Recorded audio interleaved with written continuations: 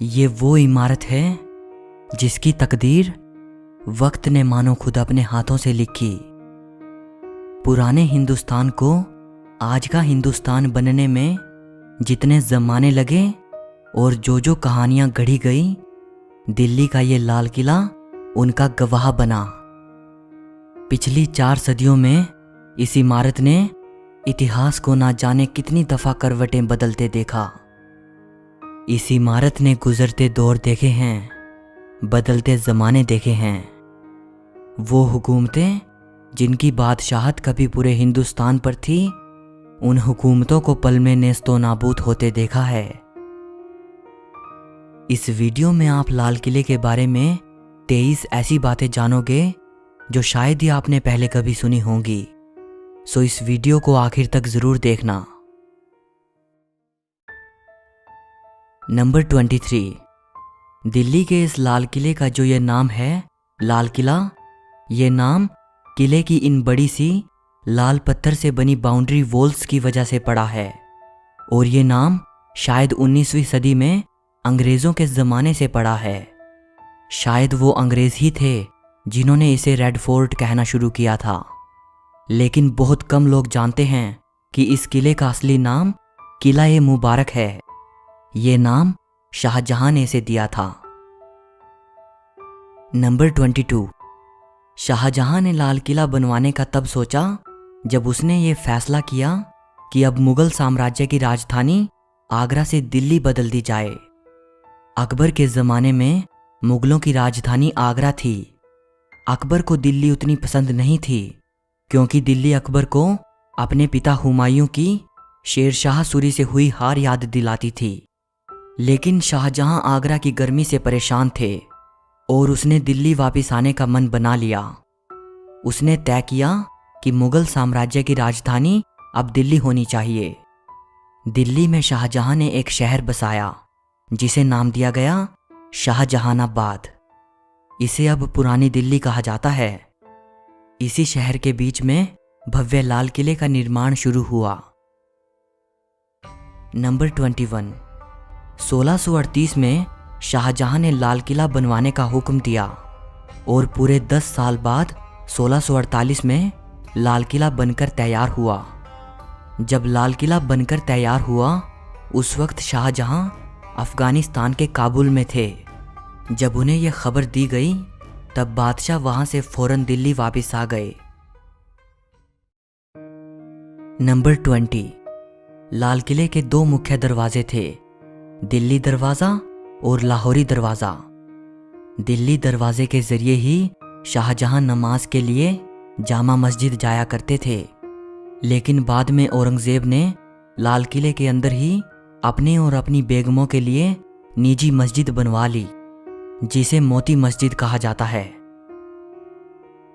Number 19, Delhi दरवाज़ा तो अब आम जनता के लिए खुला नहीं है। सिर्फ लाहौरी दरवाजे के ज़रिए ही लोग किले के अंदर जा सकते हैं। लाहौरी दरवाजे का नाम लाहौरी दरवाज़ा इसलिए पड़ा क्योंकि मुगलों के ज़माने में 3 शहर ऐतिहासिक और राजनीतिक दृष्टि से बड़े महत्वपूर्ण थे, दिल्ली, आगरा और लाहौर। और इस दरवाजे का जो फ्रंट है वो लाहौर शहर की तरफ है, इसीलिए इसे लाहौरी दरवाज़ा कहा जाता है। नंबर 18, इस लाहौरी दरवाजे के सामने औरंगज़ेब ने यह दीवार बनवा दी थी। इसे घूंघट वाली दीवार कहा जाता है। लाहौरी दरवाज़ा चांदनी चौक के बिल्कुल सामने पड़ता है और इस दरवाजे से दीवाने आम साफ दिखाई देता था जो कि बादशाह के बैठने की जगह थी। इसीलिए लोगों को बादशाह की अदब के लिहाज से चांदनी चौक पर पैदल चलना पड़ता था। ये दुविधा ख़त्म करने के लिए और किले को और भी प्रोटेक्शन देने के लिए औरंगज़ेब ने लाहौरी दरवाजे के सामने ये दीवार बनवा दी थी। शाहजहां को औरंगज़ेब की ये बात बिल्कुल पसंद नहीं आई।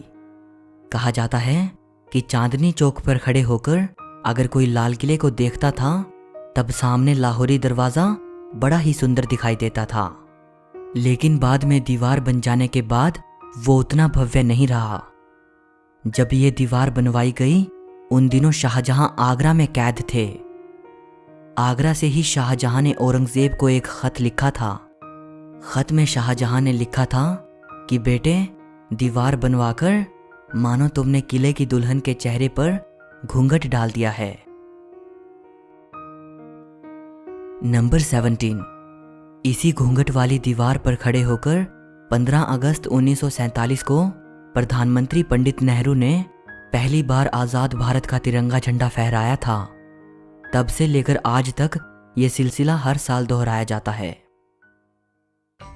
नंबर 16। लाहौरी दरवाजे से अंदर जाते ही लाल किले का मीना बाजार शुरू हो जाता है। इसे छत्ता बाजार भी कहते हैं। ये बाजार शाहजहां ने अपनी बेगमों के लिए बनवाया था। किले में जिन चीज़ों का इस्तेमाल होता था उस तरह का सामान इस बाजार में मिलता था। एक ज़माना था जब अरब और फारस जैसे देशों से व्यापारी अपना सामान लेकर यहाँ आते थे, जिसे वो बादशाह की बेगमों और शहजादियों को बेचते थे। अच्छी बात यह है कि ये बाजार 350 साल बाद आज भी अपनी उन्हीं रंगीनियों के साथ जिंदा है और आज भी लोग यहाँ से तरह तरह का साजो सामान खरीद कर ले जाते हैं। नंबर 15। छत्ता बाजार ख़त्म होते ही सामने दिखाई पड़ता है नौबत खाना। नौबत खाने की ऊपरी मंजिल पर म्यूजिशियंस बैठते थे और यहाँ दिन में 5 बार नौबत बजती थी, अलग अलग वक्त को बतलाने के लिए। नौबत खाने में बादशाह के आने की घोषणा करने के लिए भी नौबत बजा करती थी।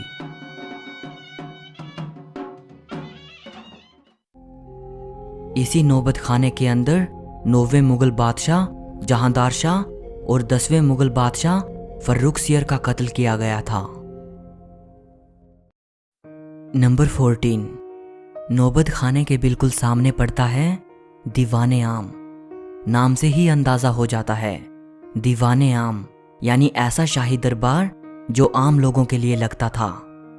दीवाने आम में मौजूद इस ऊंचे सिंहासन पर बैठकर बादशाह आम लोगों की समस्याएं सुनते थे और उनका समाधान करते थे। बादशाह के इस सिंहासन को नशे मने जिले इलाही कहा जाता था, यानी ऐसा स्थान जिस पर ईश्वर की छाया हो। इस सिंहासन के नीचे संगमरमर का एक बड़ा ही सुंदर तख्त रखा है, जिस पर खड़े होकर वजीर बादशाह को आम लोगों की परेशानियां पढ़कर सुनाता था या कोई गुजारिश पेश करता था। दीवाने आम के सिंहासन की इस पिछली दीवार पर संगमरमर का पत्थर लगा हुआ है। इस पत्थर पर इतनी खूबसूरत चित्रकारी की गई है जिसकी मिसाल दी नहीं जा सकती। ये चित्रकारी फ्रेंच आर्टिस्ट ऑस्टन द बोर्डो द्वारा की गई थी। नंबर 13। लाल किले की अगली इमारत है दीवाने खास, यानी ऐसा दरबार जहां बादशाह अपने खास लोगों से मिला करते थे, जैसे बादशाह के मंत्री, सलाहकार और उनके मेहमान वगैरह। दीवाने खास की ये पूरी इमारत संगमरमर की बनी हुई है। इसी दीवाने खास में बादशाह का वो आलीशान सिंहासन रखा हुआ था जिसके चर्चे सिर्फ हिंदुस्तान में ही नहीं बल्कि विदेशों में भी थे। बादशाह के इस सिंहासन का नाम था तख्ते ताऊस यानी पीकॉक थ्रोन। पीकॉक थ्रोन सोने चांदी और कीमती हीरे जवाहरातों से बना हुआ सिंहासन था। इसके ऊपरी सिरे पर हीरे मोतियों से बने 2 मोर थे और इसी पीकॉक थ्रोन में भारत का सबसे बेशकीमती हीरा कोहिनूर जड़ा हुआ था। पीकॉक थ्रोन की कीमत 17वीं सदी में भी कई करोड़ों में आकी गई थी। फिर 1739 में ईरान का बादशाह नादिर शाह भारत आया। उसने दिल्ली पर हमला बोल दिया। उसकी सेनाओं ने दिल्ली को जमकर लूटा और वो लाल किले की कई बेशकीमती चीज़ों के साथ पीकॉक थ्रोन और कोहिनूर हीरा भी लूट के ले गया। कहा जाता है कि दिल्ली को लूटने के बाद जब नादिर शाह और उसकी सेना ईरान वापस जा रही थी तो रास्ते में उन पर लुटेरों ने हमला कर दिया और कई चीज़ें लूट ली।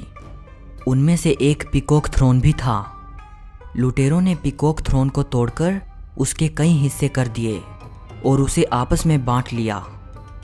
कहा जाता है कि पीकॉक थ्रोन के टूटे हुए निचले हिस्से को आखिरी बार तेहरान के एक म्यूजियम में देखा गया था। तख्ते ताऊस में बैठकर बादशाह दीवाने खास में अपने खास लोगों से मिलते थे और सलाह मशवरा करते थे। दीवाने खास लाल किले का सबसे खूबसूरत महल हुआ करता था। इसकी खूबसूरती का अंदाज़ा आप इसी बात से लगा सकते हैं कि इस महल की पूरी छत चांदी की हुआ करती थी। बाद में उस चांदी की छत को निकाल लिया गया। इसकी संगमरमर की दीवारों पर जगह जगह पर कीमती पत्थर और नगीने जड़े हुए थे, जिन्हें लोग निकाल कर ले गए। अब उनके सिर्फ निशान बाकी हैं। इसी दीवाने खास में फारसी की वो मशहूर पंक्तियां लिखी हैं। अगर फिरदौस बर रुए ज़मी अस्त, हमी अस्तो हमी अस्तो हमी अस्त। अगर धरती पर कहीं स्वर्ग है तो वो यही है, यही है, यही है। नंबर 12। किले के अंदर अगर कोई सबसे सुंदरतम रचना थी तो वो थी नहर बहिश्त, यानी स्वर्ग की नहर। इस नहर को शाहजहां ने जन्नत की परिकल्पना पर बनवाया था। नहर बहिश्त जब महलों के अंदर से होती हुई बाग बगीचों के पास से बहती थी तब मानो स्वर्ग जैसा एहसास करवाती थी। इसके बहने से पानी की बड़ी मधुर आवाज पैदा होती थी। नहर बहिश्त में फव्वारे बने हुए थे। इससे निकलते फव्वारे मानो गर्मियों में भी सावन का एहसास करवाते थे। वैसे तो नहर बहिश्त लाल किले के अंदर कई जगह से बहती थी, लेकिन इसे महलों के बीच में से इसलिए बनाया गया था ताकि नहर के पानी से महलों के अंदर ठंडक रहे। नहर बहिश्त में पानी को चलाए रखने के लिए यमुना नदी से पानी उठाया जाता था। नंबर 11। शाहजहां ने अपनी रानियों और किले की अन्य शाही औरतों के लिए जो महल बनवाए थे उनमें पहला महल है रंग महल। ये बहुत ही बड़ा महल है। इस महल के बीच से नहर बहिश्त बहा करती थी, जो इसे गर्मियों में भी ठंडा रखती थी। अंग्रेजों ने अपनी हुकूमत के दौरान रंग महल को रसोई घर में बदल दिया था। इस महल की दीवारों पर बेशकीमती पत्थर और मोती जड़े हुए थे। दीवारों पर उन पत्थर और मोतियों के उखाड़े जाने के निशान देखे जा सकते हैं। नंबर 10। अगली इमारत है मुमताज़ महल। ये महल भी किले में रहने वाली शाही परिवार की औरतों के लिए था। इस महल का नाम शाहजहां ने अपनी प्रिय बेगम मुमताज़ के नाम पर रखा था, जिसकी मृत्यु काफ़ी समय पहले हो चुकी थी। इस महल में बादशाह और शहजादों के अलावा किसी और को आने की इजाज़त नहीं थी। जब अंग्रेज़ों ने लाल किले पर कब्जा कर लिया, उसके बाद मुमताज़ महल को उन्होंने जेल खाने में बदल दिया था। नंबर 9। रंग महल के पास मौजूद है खास महल। खास महल बादशाह का अपना निजी महल था। इस बड़ी सी इमारत के 3 मुख्य कमरे हैं। पहला तस्बीह खाना। इस कमरे में बैठकर बादशाह इबादत करते थे। दूसरा है ख्वाबगाह, यानी सपनों का महल। ये बादशाह का बेडरूम था। और तीसरा है बड़ी बैठक। यहाँ बादशाह फुर्सत की घड़ियों में बैठते थे और आराम फरमाते थे। नंबर 8। लाल किले में एक खूबसूरत बाग हुआ करता था, जिसे हयात बख्श बाग कहा जाता था। हयात बख्श बाग का मतलब होता है जिंदगी देने वाला बाग। आज किले में हयात बख्श बाग का सिर्फ खाली मैदान बाकी है, लेकिन एक ज़माना था जब इस बाग से खुशबूदार फव्वारे निकलते थे और यहाँ रंग बिरंगे फूल उगाए जाते थे। नंबर 7। हयात बख्श बाग के मैदान में बिल्कुल एक जैसी दिखने वाली 2 इमारतें आमने सामने मौजूद हैं। एक इमारत का नाम है सावन और दूसरी का भादों। क्योंकि फारसी मुगल दौर की आम बोलचाल की भाषा थी, इसीलिए किले में और जितनी भी इमारतें, महल और दूसरी चीज़ें मौजूद हैं, उन सभी के नाम फारसी भाषा में रखे गए थे, सिवाय इन 2 इमारतों के। इन इमारतों के नाम हिंदी महीनों के नाम पर रखे गए थे। जब कभी दिल्ली में बारिश होती थी तब एक इमारत में शाही परिवार के पुरुष और दूसरी में शाही औरतें बैठकर बारिश का आनंद लेती थी। नंबर 6, लाहौरी दरवाजे और दिल्ली दरवाजे के बाद लाल किले का एक तीसरा दरवाज़ा भी है जिसे यमुना गेट कहते हैं। ये दरवाज़ा नीचे से यमुना नदी की तरफ जाता था जहां बादशाह की नाव लगी होती थी। बादशाह नाव में बैठकर यमुना नदी के जरिए दिल्ली से दूसरे शहरों में जाते थे। नंबर 5, लाल किले के वैभव और इसके ऐतिहासिक महत्व को देखते हुए यूनेस्को ने इसे 2007 में वर्ल्ड हेरिटेज साइट घोषित किया था। नंबर 4, दिल्ली के इस लाल किले से जुड़ा हुआ एक और किला है जिसे सलीमगढ़ का किला कहा जाता है। सलीमगढ़ के किले को शेर शाह सूरी के बेटे सलीम शाह सूरी ने 1546 में बनवाया था। सलीमगढ़ का किला लाल किले से एक पुल के जरिए जुड़ा हुआ है। नंबर 3, लाल किले में एक और सुंदर बाग हुआ करता था जिसे मेहताब बाग कहते थे। इसे अंग्रेजों ने नेस्तो नाबूद कर दिया था और इस बाग की जगह पर फौजियों के लिए बैरक बनवा दिए गए। अंग्रेजों ने लाल किले की कई इमारतों को तोड़कर वहां अपनी ज़रूरत के हिसाब से बैरक और परेड ग्राउंड बनवा दिए। अंग्रेजों के बनाए ये बैरक विक्टोरियन आर्किटेक्चर का नमूना हैं। किले के अंदर मौजूद सभी इमारतों को अगर आप देखते हो तो आपको मुगली आर्किटेक्चर और विक्टोरियन आर्किटेक्चर में डिफरेंस साफ नजर आएगा। नंबर 2, ये है लाल किले का जफर महल। इसे आखिरी मुगल बादशाह बहादुर शाह जफर ने 1842 में बनवाया था। ये लाल किले के अंदर किसी मुगल बादशाह द्वारा बनवाई गई आखिरी इमारत है। नंबर 1, यहीं लाल किले में अंग्रेजों ने बादशाह जफर पर मुकदमा चलाया था। बादशाह को अपने ही मुल्क में अपने ही किले में अंग्रेजों के सामने नतमस्तक होना पड़ा। अंग्रेजों ने बादशाह जफर को अंग्रेजों के खिलाफ बगावत करने का दोषी करार देकर उन्हें देश निकाला दे दिया और उन्हें हिंदुस्तान से रंगून रवाना कर दिया जहां उन्होंने अपनी अंतिम सांसें ली। वहीं रंगून से ही बादशाह जफर ने लिखा था, कितना है बदनसीब जफर दफन के लिए, 2 गज जमी भी ना मिली कुएं यार में। कि ऐ जफर तू कितना बदनसीब है, तुझे तो तेरे अपने ही मुल्क में दफन होने के लिए 2 गज जमी भी ना मिल सकी। अगर इस किले ने मुगल सल्तनत के चमकते हुए सूरज को देखा है तो इसने उस सूरज को अस्त होते हुए भी देखा है। लाल किला अपने बनने के दौर से लेकर आज तक ना जाने कैसी कैसी घटनाओं का साक्षी बना। लाल किला सिर्फ मुगलों के इतिहास का ही नहीं बल्कि भारत की आज़ादी की लड़ाई का भी गवाह रहा। अपनी बादशाहत कायम करने यहाँ कई हुकूमतें आईं और कई मिट गई, लेकिन ये इमारत बीते दौर की ना जाने कितनी कहानियां अपने साथ लिए सदियों से खड़ी है। इस वीडियो के लिए बस इतना ही। अगर आपको ये वीडियो अच्छी लगी हो तो इसे लाइक और शेयर ज़रूर करना और ऐसी ही और भी वीडियोस देखने के लिए चैनल को सब्सक्राइब करके बेल आइकन को दबा देना। सो मिलते हैं अगली वीडियो में।